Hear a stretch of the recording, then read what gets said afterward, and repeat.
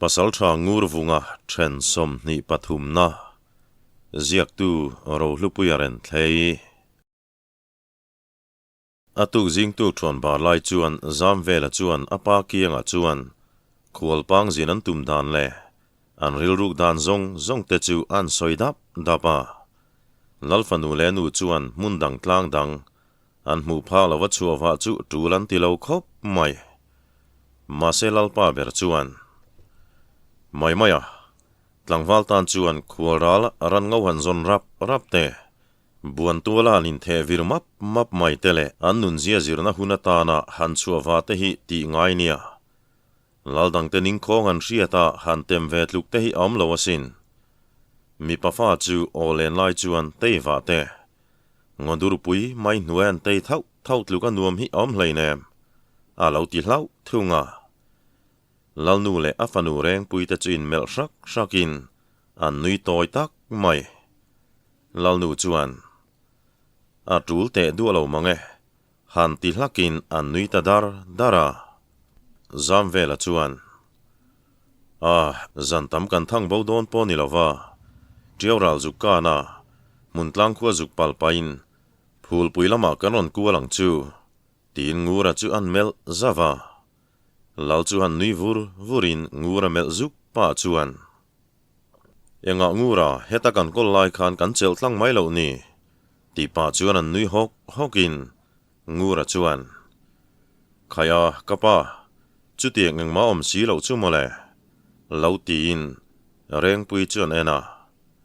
reng pui la chuan ehe kapa thilom zia ka hrethiam ve ta adam lo khum ai mu tuising manga apang lo dep tu kha oi ka hre chuak uai mai tin amma ai ring ma chuan an nui le a ngura chuan tamai mai thin hiana han ti hlukin a tho chuaka tuyum chu ban zatin akaman thua tur chu nui zasi in sum man lo chuan a phu thot mai chuta zong an vai mai chuan chopo bar hlei theilovin an nui ta ngur vunga zam vela le zalhira te chu ralvong ko chua chuan thuin an hoiwang mai an thanglama tiaului pui phai kuam raidup mai chuan thirin tong zai rel hau lo chuan an ngoi thap maya zam vela chuan khu ta tlang dung lo lang kal rui mai khu eng tlang tak niang mo zuk chuan a chak om te han ti wangin zalhira po chuan aningot te take a zuk fana chak om hle mai khu ngadur pui mai hnuai te khuan nun chan han zirila zuk chal le ngal rual te umin tumpang chal te po kan tong ma na alo ti ve a ngurai ro chuan ngoi rangin triau lui thanglam tlang dung chimlam hoin kho phei zui mai chuan thira khu ngun takin an en ma teu khu tlang dung chim top lamain kho phei khu atlang dung top dan khu sai lu te po an khu mole zuk bel china chak om khop mai lo ti ve bokin zam vela chuan hun rem chang kan nei zongin khu tlang dung khu izuk chian nge tengu tin an ri ve nak maya ngur vunga chuan engpo ni se kan kalna tur hi la hlario maya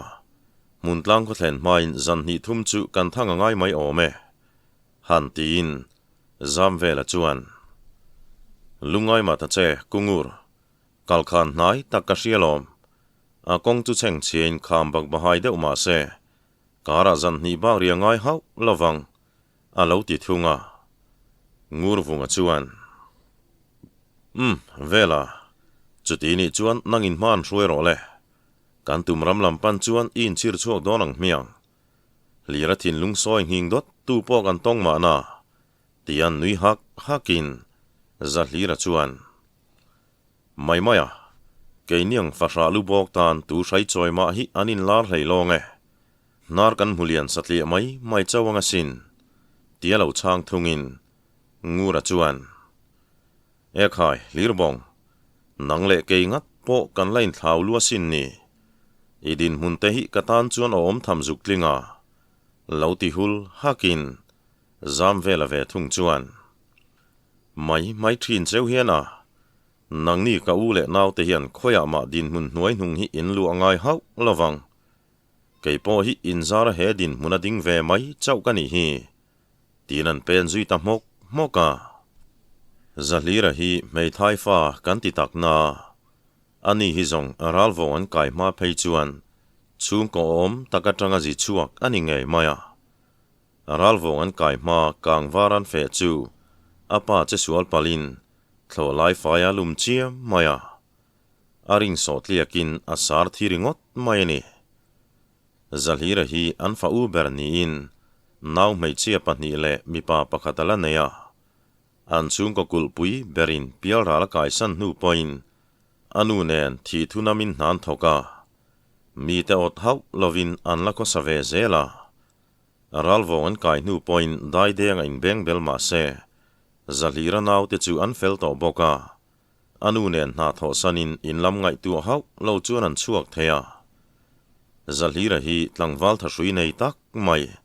tlom ngai le huai sen takania silai phechuni se satam takla thei turani tian soi sap thin khani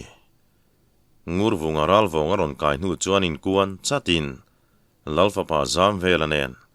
an pathuma anan in zui nu phei chuan zam velale zalira te chu in lam ram lama an ngai tuam lo takhop mai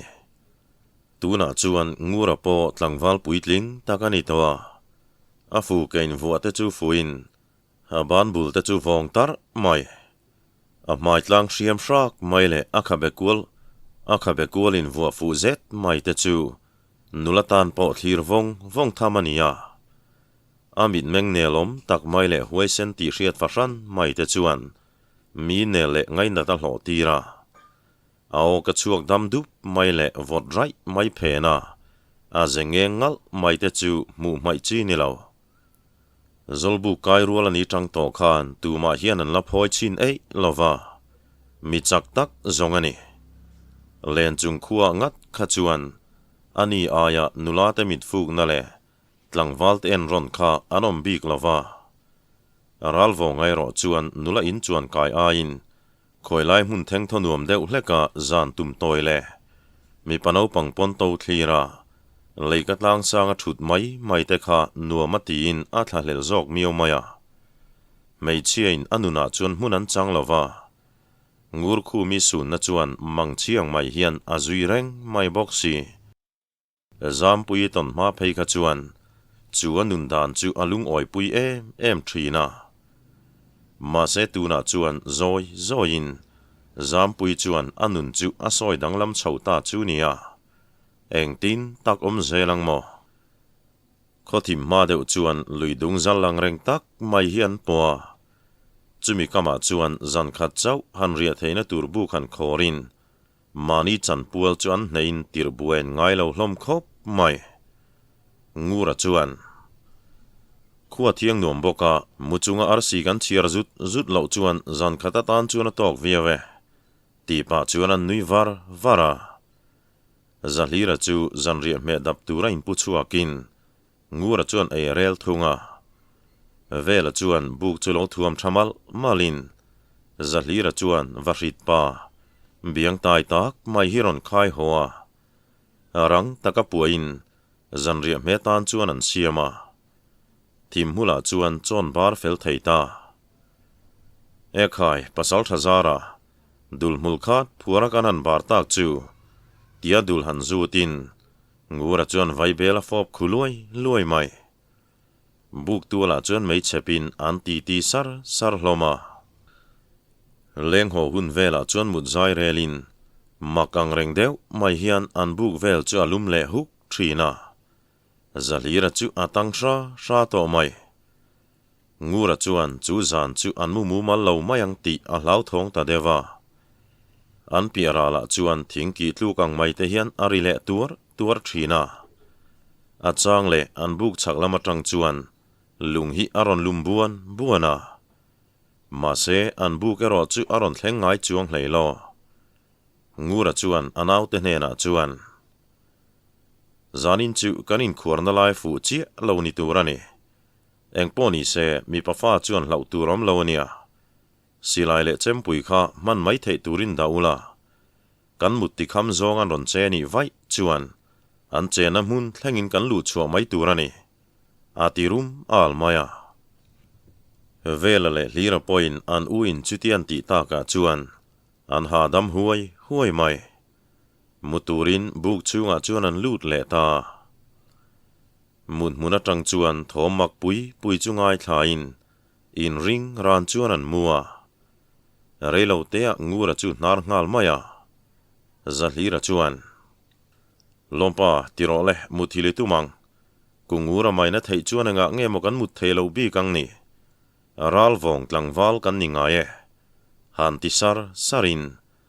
reirial lovin launa chuan a chim buai phak lo mangrama chuan an cheng zui ve ta engemaw han risuo chuan ngura mutui lai chu ati hara chunglaman en nak chuan an buk chung chu lom to hau lo mai thim tham van var enga chuan an buk chunga tanga amaron bi tu ni om tak chu muta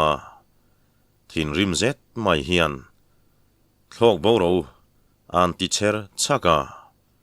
atu phiang sen nge moinia kan mu thale le lai miran ti boy chu idu tak ani mo tia zuan tho chu rualin chu pa chu a chem pui hriam tak mai chuan vai popa tre tur hian chu pa chu hnung tolin zam velale zalhira te po tho phan nei hlek lo chuan aron zuang thova eng thil nge ni aron tirwal thot mai ngura chuan ram huairim che ho hian min ti buen cha rio mai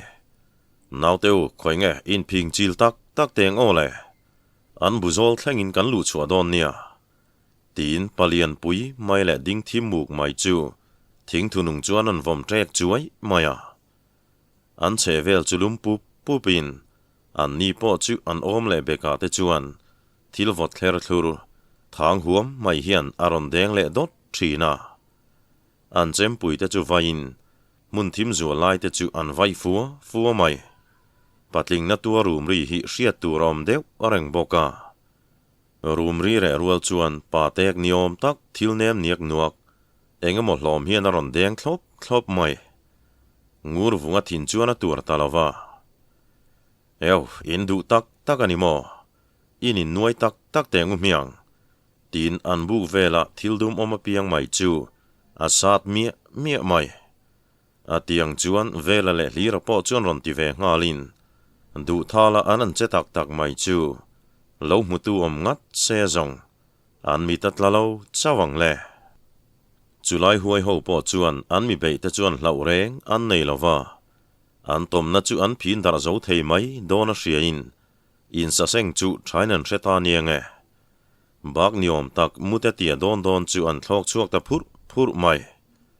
ha to hlop chungin ngura te chuan an mei pui che na chu an thut huala an ha tok bokaniang an tho huam mai tu ma tong zai re lovin an nui tha maya ngura chuan an autte pani chuan enin an mela hlauna turom hau lo chuan ati loma hetiang boruak hi mi pafa chuan kan tong zeu thina doi ole zam mel kan putero chuan an pong tol mai ni zam hau lo le hlau hlek lova bo mai turania han tibal balin vela le lira po an voi khat ton nani boka an tho huai mai borok dana tang chuan zan lai vel ni ngei na langa muthil le tumin buk chung chuan an luta a chungom talo chu anan nui le ria an mutui don chau ti chuan ngur vunga chu phunbul bul thom hian ati hara meng mai lovin thom chu an ngai thlale te a an buk tuala men chem chu alo laling huam mai chumikil chuan palian fe mai pahni hi an lo thu du na engen soi phei chu hre hau lo na buk lam chun ron mel zau thin ti chu an hoi dana tangin a hre theya nakin dewa chuan pakhat jok thu soi chu a hre thei ta kan nau te khati tak mai soi satu te chu dim hlek lovin ian phi dar vek mai miang han tin pakhat chuan kan nau ten lo ma chon dana tang khan mina mai chu ni hau lowang an silai so puak thei lovin siam zeta ngai ni han ti le bulin ngura chu dim te hian a tho chuaka asilai chu bana han nung tol hretin atong masa jok chu uluk takatinin asilai chu met puak ta dot mai buk tu la thu atong hro jok chu akhabe uai nok chuan arak chel chul maya chem tum nen chuan zuang chuang ngalin pakhat jok chu anak tholan sat le chora atlu hlol mai khabe uai nu chungin aka pa chuan nangkha I thi don ani tia kokin aron bo ve ta arim chelutuk chu ngura chuan tor harati kher mai chuti lai chuan buk chunga tang hian zamvela le zalhira te poron zuang chuakin ekhai in la du to lo chewani mo tia chem vai chung chuan aron bo ve ngala chung aram huelal ninge turangai te po chuan lusei tlangwal huai sen te chu an lo ngam meu lawani ngura hovading khomin an mami te pahni lian le mul durmai te chu an sa chi sia mai sia ngura chuan khoi nge an buzol thlengin hal darang o tin buk tuala mauro anda te chu mea chuan an thola anau te chuan lo vengin chem chun vai mial mai ngura chuan amei chera chuan phoin chung ram huai pahni te chu anor pheita an mul te chu kang niom tak hian akhu hui ruma lui kam silam chu panin a chem chuan si kam le a chunga thing tuai te chu an sat out thota reivak lo nuwa chuan patling than kin na tua rak tuar thom hi lo chuakin lui mong lama chuan an chiau thlata von maya boruak lumpup mai le thang huam te po re tialin thlifim tho heu le lui tui luang ri her te sham chitin mai chuan chulai mun chulua khatin chaw zet hian buk chunga chuan an tlulut hloma tuma han thu pei ponom lo an tlu chu an nar zui ngal bor mai ni alampana pitar zangkul khin khen lo pheime chulo enin in ring takhian ngurvunga chulo dinga a chempui chu vai chuang mai thei tur chuan a hum nget sau boka ma se chu pitar chuan mel hlimsar hian tlangwal tungai ni le khang kham huai ho te khan hun rei tak chung chu kan chen na hi min hne chu towa hreom tam tak tuarin chen na mun po nei mu malovin min siama nangnin tuna min dar sakta hlau maya in chunga hian kan valom tak em aron tibar bara lim tak hian nui verin ngura chuan ekhai chutinin raman hne chu chewani mo lo ngoi ta ro se an che na puk zong nen kan la hal dar don nia thamuang takhan lo omro lo tin pitar chu lom takhian anui var mai ngura hne na chuan tlangwal ithan khuwa hruyang seisela rei tak damin chi tam tak thlang che han tilein aral riaya ngurvunga chu meng hlol mai pitar thu soi chu an ngai tu non le thina makati dewani tunan bu khur na thlang loka si zawlu tuk lo om chu an chen na ni om khana soi sia chuti ni se khang kham hue ti te khan engwanga chu puingot ngen niang le khuwa chu eng to boka anom na che vel chu an thlek kualin an pia loka chuan kham cheng chia le chordo filfur mai hi a omani ti mu theita chulai chu zamvela pumpel soilai chu ningei na ringa kalpa bi chiana kham huai ho tomku ka omani zongin meinuna puk chung chu liao kual seu mai chu tum ta ni ama po chu thau chuakin erel ngala zamvela le zalhira po chu reilo te aron thau chuakin nguran erel lo pe lek to tian hriatin in thlashung tak chuan an cheve ngala zanlaman chet na nu ma te chu alo pesel sul mai engma soilem lo ma se an mit chu an len kual na sa hle thungani ma taka tu chuan barin zamvela chuan ma hruaya an pialok kham filfur mailam chun panta fere san hun vela chuan chulai kham noi chu thlengin ngura chuan ngoi teu kan kham huai suak sol ho khan he khama hian bun khuar karinga lira mei charte kan siam te mei ka lo nu na nge helai kham hoi ho hi inum dar vek lo tengu ati thum dut maya zalhira chuan mauro ten khom zungin meicher chu an pu nok noka chuta meicher chin kham kara chuan ngura chu lut kualta puk then khat chu lua lo ti hriat tak hian maimom ri le nim chuan alo bo khat lu klom mai puk then khatero chu lua tu mang mai hian alo bel luo thunga ngura chuan meicher chuan an hliau kual thuakin ato pa chuan puk lian deuh ber chunga hian meicher chu hnut chiata alaken dang ho po chuan vur bel hluain zam vela te lo nga nalam chu an panta an kianga thlen chuan tika chuan heng lai che vela kham hui ho chu an chuak vek don ani han tin an ni pahni chuan nui suk chung hian lo chonin zam vela chuan ma hruain malam chun pan le ta chonu herani meu chuan aral khat hlafe maya an lo mu le an thlir thin triau lui pui chun po don ta lui kam phai zo le rai ruang buk mun te chu pel zelin atopa chuan triau lui pui chu an chuang chuak ta hlol mai akuang chu lianin zau huo lo ma se fur lai chuan dai kai har sa kopin akuang khatina khau nge yang ti churin theya triau luya chuan an thu chol wangin zam vela chuan heta tanga koi ni vela khuan kai nuam tak mai oma chuta tang chuan khimi tlang dung khi kan ponga tlang dung chu chimlam hoin kan zo lenga chomakal vela khian mun tlang khuwa chu tlang chi pa kan lu chho to don ani khimi mual dung ari nge kan duwa triau lui kama hian tin ngura chu an ena ngura chuan indu na lai kan ria kang chu le ke zong ka voi khat kan la turania kong chin la hriat ka nei lo ve tia lo changin zalhira chuan heta hian ria kila zingfi ma kan chua zongin zanria chum hun malam ma kanin chirlu tho o masin alo ti ta ka chuan chulai hmuna riak tur chuan anin pu cha zuita zan masalama tum lo deu main buainan to ka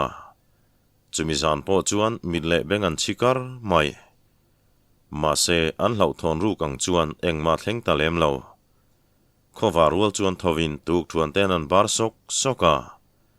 chumi hnu chuan pen chuakin reilo te a kong tumpa ngai chu an zota kalposo ta vio mai beliang mun hun vela chuan kho chung ar khuang al pon hre phak ta ngura chuan ti teu helai hiani chol ha dam zet tengu tin mual pong chete thlifim thot heu na hmuna chuan thun hmunan rema lalle mi thain lampan lovin dai denga thlenin kan dapang chu le tin rot na chu an siama chu an ni pahni painan pom zong takani wangin dai tam hru ta dai deng lama thlenin zon chu an titluta classic ni ti taka ni her deuh to wangin khuwa pot lai chak phian mai chome ther lo I lo vai buai lovin khuwa chulu roi main tum ta ni kot chualung don thlen chuan alo re rui maya reilo te han ding cholin ngura chuan kot chu vel chuan thira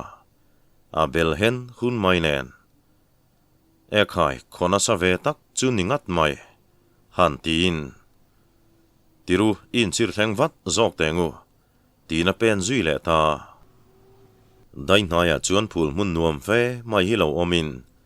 chuta chuan mi pano pang rual khat thi an lo in selem chaya chutia mi khwal melan an muthut mai chu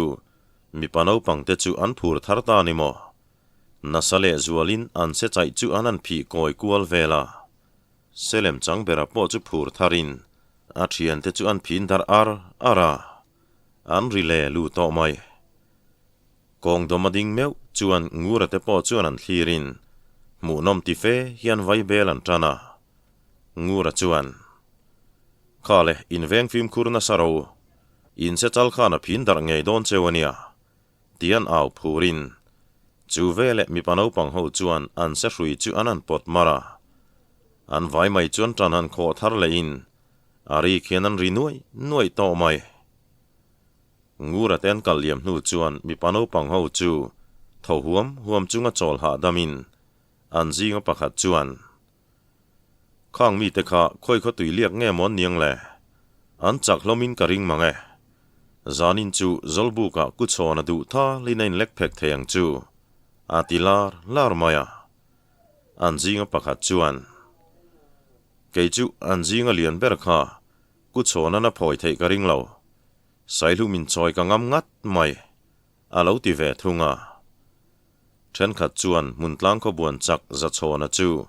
ne tun oman ring lova a then te ro chuan mikhwal kal liam ta te chu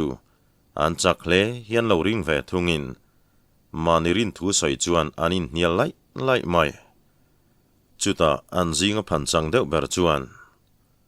chutiarin thu ngot pau pui chiam zong engma chiang love zanin chu zolbuk thom ngai thlaila engki ma chiang mayang lo ti ve bavin chu chuan anin hnial na po a thel mit thei ta zanlama zolbuk thom ngai thapha ka om nge chutumin in lampan chuan an hota dama ngura chuan ma hruain kho chung chuan an lu ta konga tang chuan an hoi velin lalmual pan na ni om tak chu arin zon thei maya in masaber chu kalpelin July vela mi hring an ma ani long mutu te chuan mit lale lo hian an lo thira konga tang chuan ding lama pengin dai deng lama chuan an kal zela in lin nga velan pel nu chuan in pakhat tlabal ve deuh to mai hi muin chu in a thlen dil tur chuan an pan ding tanal mai mei thai en kol tu nei lo le ngai sak tu nei lo kho sak na nin an ringa pona tang chuan mikhwal min thleng the nge tian dingin chon tu no mai lo wang chuan anan ngak le dewa anu dewa chuan in chung lama tang hian o chaw ang reng deuh tak hian khai lo lu ro khwal chiang ei ni khwal tha le mikhwal kan nar ngai lo tiri chun theta kong chu hongin nuwalai tak mai hi khumpuya tang chuan aron tho chuak meka a mel en reng point adam lo ti chu hriat hlia mai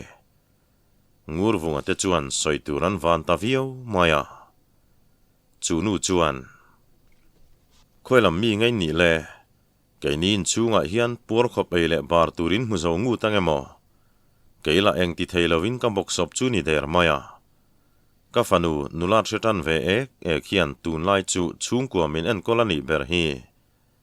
chem te chu ram ka lo ho se eite po rel don nia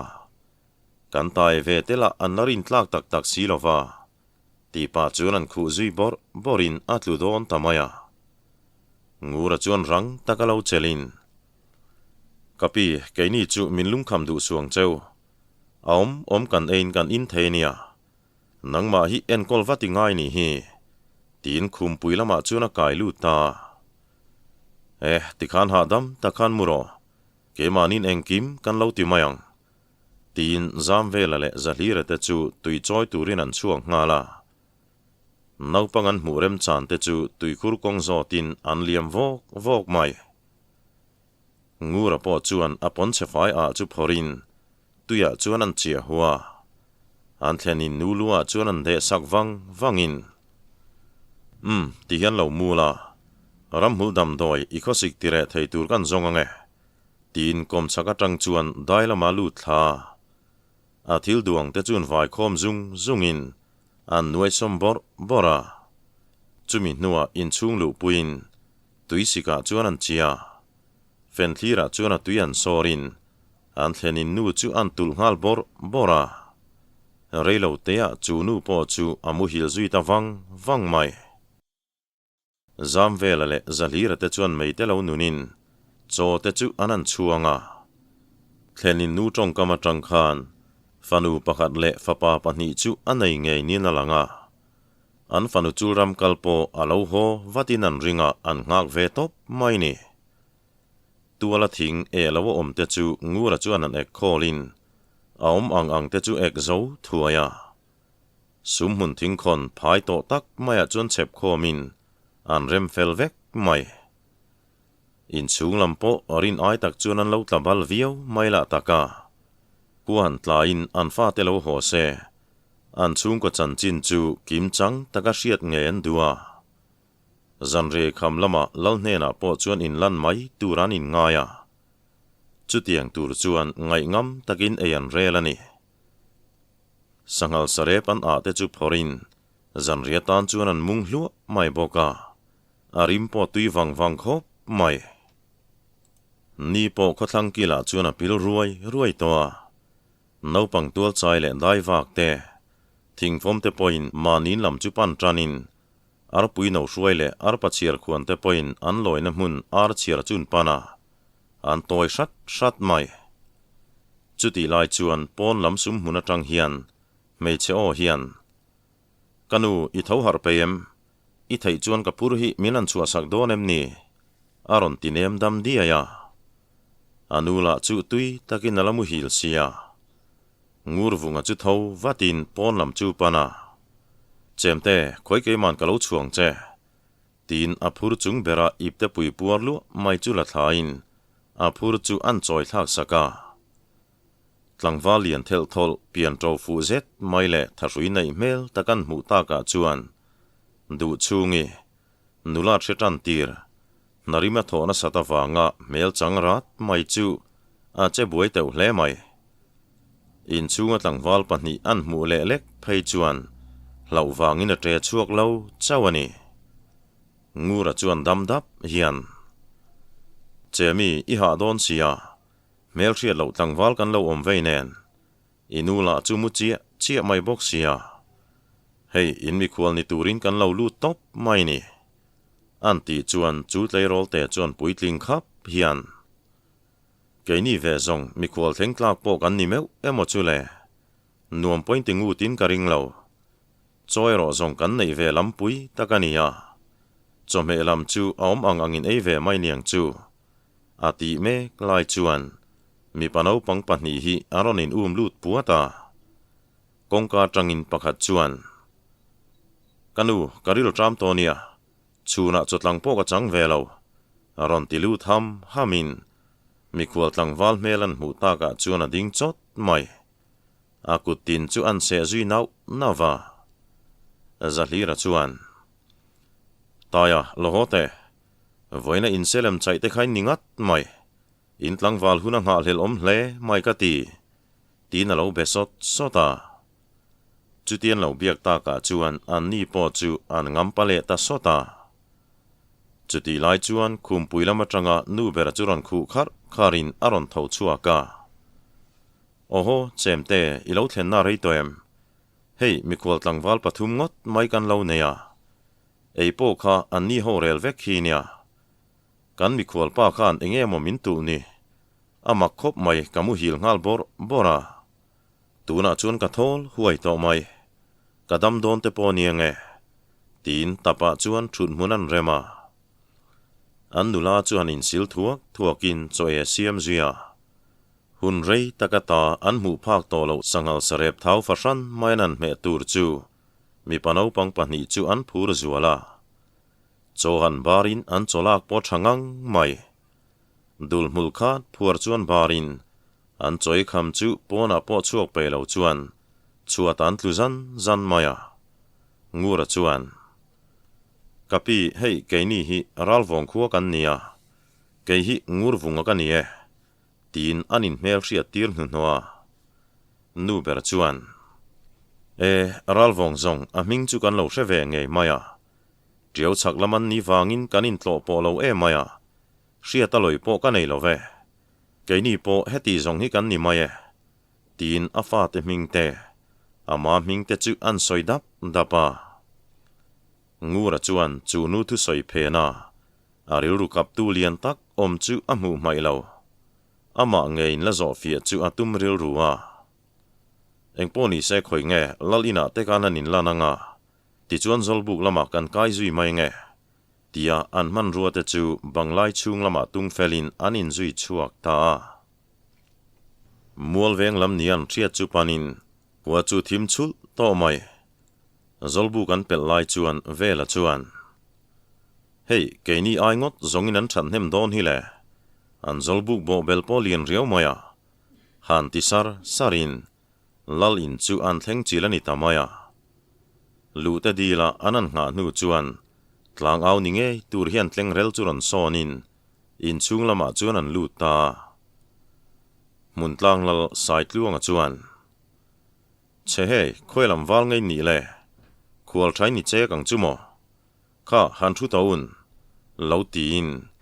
khon bolu pa chuang ka in lom lo wang chuan lal chung kwa chu an ni deuh tlong maya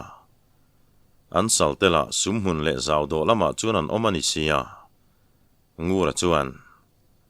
lalpa khual tha kan ni e ral vonga tanga lokal kan nia o len rem chan lai chuin tiora la tangin karon in chir thlengani an ti dam dup chuan lal chuan mi khual te chu alo en vunga mi chefan ni chu ring hau lo mai an hoi her le chevela tang chuan lal vu le wangemo an lam nai tak chun ni ringa khual thai ni zongin muntlang khuain mi khual kan nar ngai lo indu chen in cha mai tu la ni kha alandana chuan thlenin nei fel diam to te poina nge han ti le in ngura chuan ni e lalpa khulai veng fe ma mei thai pideng li ri te na khon kanin ngata an ti chuan lal chu mengko mai mei thaya ma damni mel mulo deng li ri te na in nga ngot mai chu angai tu deuh poni ma na le engdang soi ta lo chuan indu chen ka khuai hen cham to kan nula te hi an mel thate mai nia ti pa chuan an nui vurin khon bolu pa then khat anon lan trak ta ka chuan ngura chuan engponi selalpa zolbuk lam kan pan phot ta nge in hon na kan lom tak zetania tin pon lam pan tur chuan an ding chuak ta lal chuan ani te take kha zanin chu in ha na khopin hmungei tura kangaya lim takin kan hun tlanga hian hun mangang cheu tia kam tha chuan thain nunglama tang chuan a thlir vung mai ngur vunga che ziale a hoi her chuan aril ru chu lu viau maya ngura chuan ma hruain zolbuk lam chun pan ta lal ina tang chuan hlamol heklo reilo tia zolbuk tual chun thlenga ngura chuan muntlang zolbuka mi khualtan hmun omem le tin pona tang chuan loi luan dila zolbuk chunga tang chuan ozang khaiwa hian remte lul mai lohoro khoilam khual ngai ni le tin an lo chona ao ka chuak zang khai dana tang chuan valupa mongzang takani porinom ngura chuan ralvong lam kan ni tin bo bel chun bo liam ta tlang valan lo khat deuh thup mai ngura te chuan bo bel sul mun thim deuh lai chuan chua thun mun chuan rem felin an ma ni lo chon tu chuan khai tlang val te u lo horo kan mun tlang zolbu ki zau tok viawnia kha zanin chu kanin fiam hlek donem ni han ti zuin ngura chuan kei ni te lul hi fiam tlak po kanom ngu tangemo min bin kual nek lawang ti po ka soi thei lo ve lo tin tlang wal ho chun ngoi thap mai an ma ni lo chon tu ber chuan engpo ni se han thu chol zetula in mel riat le tlang nel zok nan thian buan talin kanin buan ang chu an ti le chuan ngura te po chu anan bu ngau ngawa mun tlang walu pa thangku nga chuan ding chuakin khaile tlangwal teu kan buan tual te han kian za ula thing noi te kha han vur bel teu hei zanin chu lengirun kai main kan thian te ianin fiam pui donang miang atilar lar maya tunge kan mi khwal telema tang khan lo pen chuak don cheu tin ngura telam chu an hoya ralvong lalfapa zolbu kairual aya u or zamvela churan ding chuakin khoi nge tu ma phei chu kan nei hau lawanga abul tran tu a kan tang ve mai nge min dim dewniang chu tin buan tual chu ron pana valupa chuan khaile tunge kan thian a hian ma chon don le han ti le in tlangwal phan changlam deu zamvela ai niam hret tur sa chanel nol tak mai hi aron ding chuaka kan ralvong lalfa pa chu keiman kalo ma chona nge khual kai rual hial te lo ni to ni mo tin buan tuala chunaron pen lu ta chutia ama lo hretun hanom chu vela chuan makati kher mai anan ding dun chu in bei tok tak tur hi an ningat maya anau panang ngota zam vela chu en chi ni lo ti po chu tlang wal chuan a hret hiama zam vela chu ama to ka khau ve fang mai ni valupa in khaile anti rual chuan tang halin thiam pon thiam du ngiang maya apumro te zok mani se zam vela chuan thashria nei ti chiang takina hriata atopa chuan zam vela chuan tho thum anin beya tho ni chu kang detin tho khatero chu olsam te hian a phoi ka nga vela chuan ekhai muntlang boruak thahip nge nge kan ne hau lo mai chakati tia nui varin an ku thua ka alo thir tu te chuan an mi khol khan thiam tak le moi takin khotual mi hla thlem ni hian an ria kutan beng dur mai chuta zalira churon ding chuak train khoi nge kan vel bonga meu phoi thei tu chu kan bel chiang ve don em ni ke tan phei chuan lalsut pui phoi tu mang chau ani om sia han ti bai in kil khata tang chuan kan ralvong wal tuai tir chu keiman kan ma chon ve don ange buan tu lu lo na po reita tin tlang walian thel thol tharui nga mel zet mai hiron pen chuaka an pumrua en mai chuan anin khan om lo mange ti mai turani buan tuala chuan ding dunin anin ma chon ta zalira chu tlemin lang te zok ma se atak sain vu vel dana tang chuan ol sam te hne ngot chi ni chuan lang bik lo anin manchi chu an tang hal phat mai renga